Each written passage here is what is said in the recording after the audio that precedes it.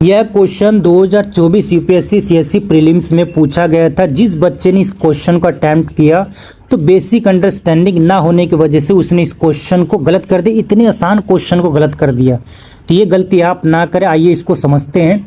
लोकसभा के अध्यक्ष के संदर्भ में निम्नलिखित कथनों पर विचार कीजिए। सेट सी का क्वेश्चन है।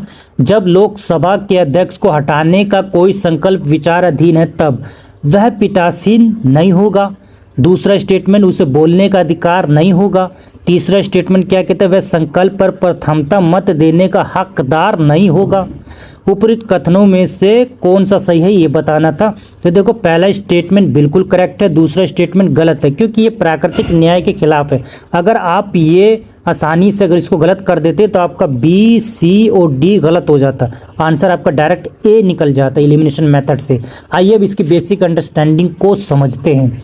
तो देखो, जब भी इस तरह का संकल्प पारित किया जाता है लोकसभा को हटाने के लिए, तो आर्टिकल जो 96 है उसके तहत वह पीठासीन अधिकारी नहीं होता है और उसके स्थान पर या तो उपाध्यक्ष उसकी अध्यक्षता करते हैं लोकसभा की, या लोकसभा के सदस्यों द्वारा जिस सदस्यों को नामित किया जाता है वो करता है। और विशेष बहुमत से इसको पारित किया जाता है, इस संकल्प को 2/3 बहुमत से। और उसको निर्णायक मत देने का अधिकार नहीं होता, सामान्य मत देने का अधिकार होता है। निर्णायक मत क्या होता है, जब लोकसभा सामान्य स्थिति में जब पक्ष विपक्ष के वोट बराबर हो जाते हैं तो उसको एक एक्स्ट्रा वोट देने का अधिकार होता है।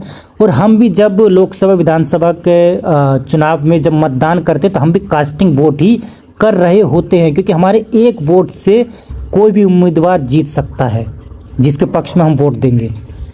तो यहाँ पर प्राकृतिक न्याय के खिलाफ था कि उसे बोलने का अधिकार नहीं होगा। क्यों?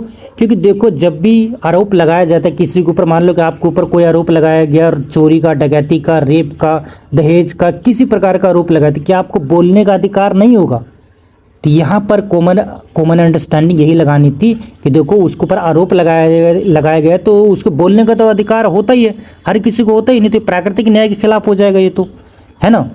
तो इस केस में निर्णायक मत देने का अधिकार उसको नहीं होगा, लेकिन सामान्य मत देने का अधिकार होगा और पीठासीन अधिकारी वो नहीं रहेगा और उसे बोलने का अधिकार भी होगा।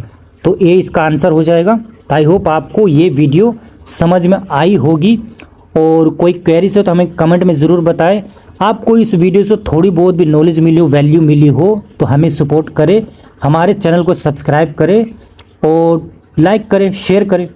आप सभी का जुड़ने के लिए बहुत बहुत धन्यवाद। इसी तरह से और नेक्स्ट वीडियो को देखने के लिए आप हमसे जुड़ सकते हैं। बहुत बहुत धन्यवाद।